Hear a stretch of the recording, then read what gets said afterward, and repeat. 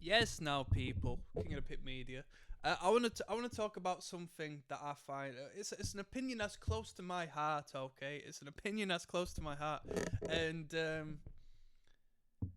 I would hate it to be anything different than what I have to say. I'm going to talk about music. In particular, I'm going to talk about art. As a whole, as a general. But this is a music orientated channel, and as far as art is concerned, although I do appreciate some visual art, yes, and I do perform some degree of performance, it's about the music for me.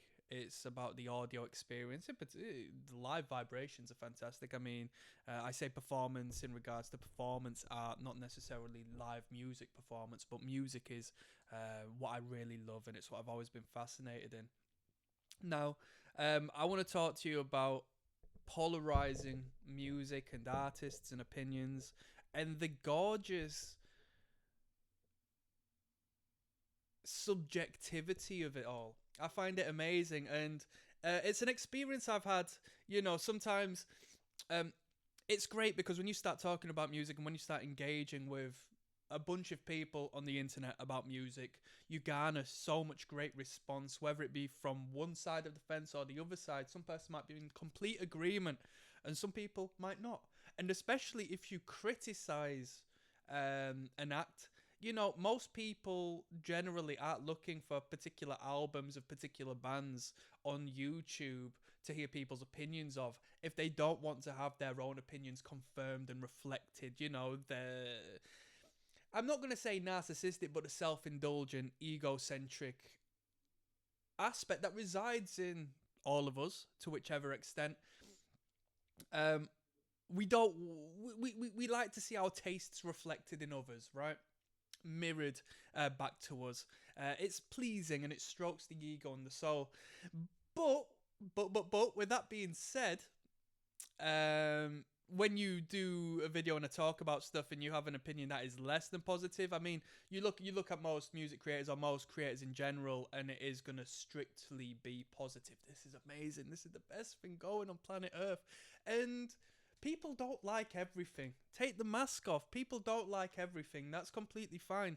And I adore the subjective beauty of music because it creates great engagement. And if anything, I'm going to tell you that if you're an artist, if you're interested in an artist, I think it emphasizes the quality of the art, the honesty of the art, and the power of the artist at hand when it creates divide, when it creates a polarizing perspective of the music or the creation that's been made.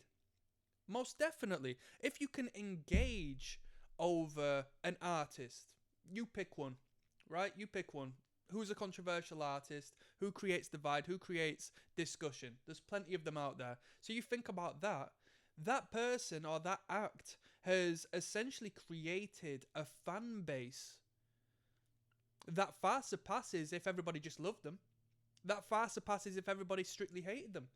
Because they have got people who keep attend some degree of attentiveness towards them through disliking them.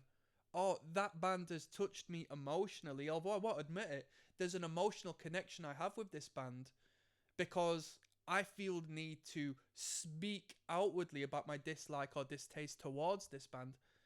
And then there's the people who love that band who will be more than happy to engage with the people who dislike that band. And now you're creating a foundation, right? Or the artist is creating a foundation of discussion that only helps to elevate that band or that artist into success.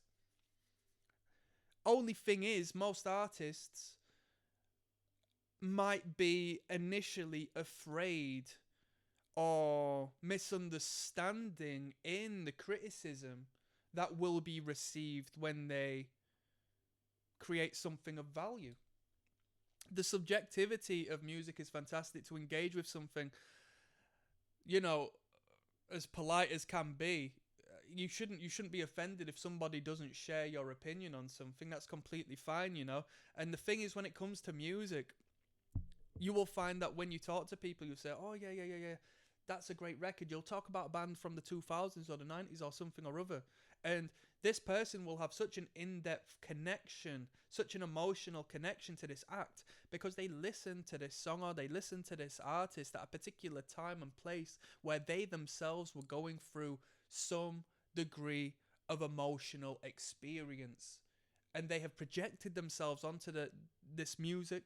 They have projected themselves onto the message of this music. And they will argue to you that this band has created fantastic music, but the reality of such is it may be the inner child of that individual who has such a deep connection that has been repressed at this point that they don't know any better and they feel it's just great music. And then the person who's just come across this act has just been like, whoa, this is a bit outdated. I'm too used to the sounds of 2025, you know? And although we might not necessarily come to terms to understanding the deep inner depths of such, it raises fantastic discussion. And I think that's amazing. Let me just have a look at the notes I made here because I've just wrote, music is subjective.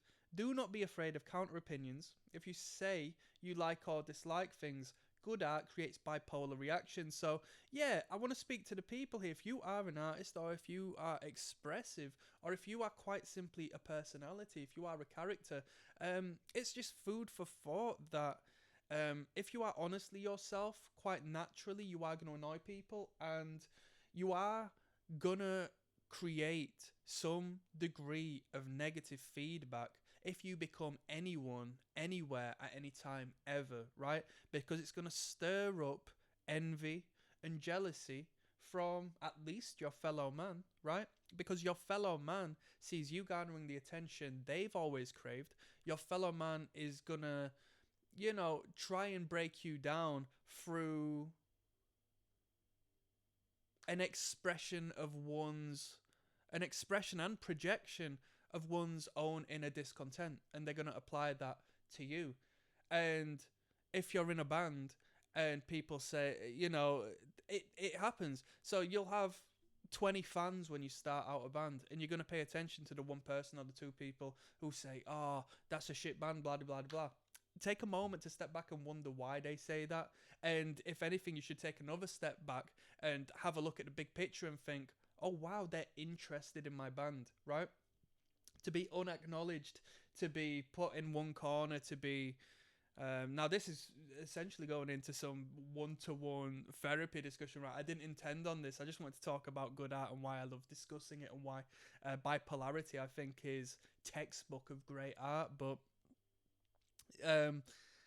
yeah, people focus on the negatives because it screams the loudest, and I think it sort of instills a fear response, you know. That's why the news reports on negativity and not positivity, because, you know, people are glued onto the negativity. It's a survival response and a survival mechanism. Oh shit, somebody don't like my band, I must fix something to appeal to this person, as opposed to thinking, wow, I have engaged on such a deep degree with this person that they feel a need to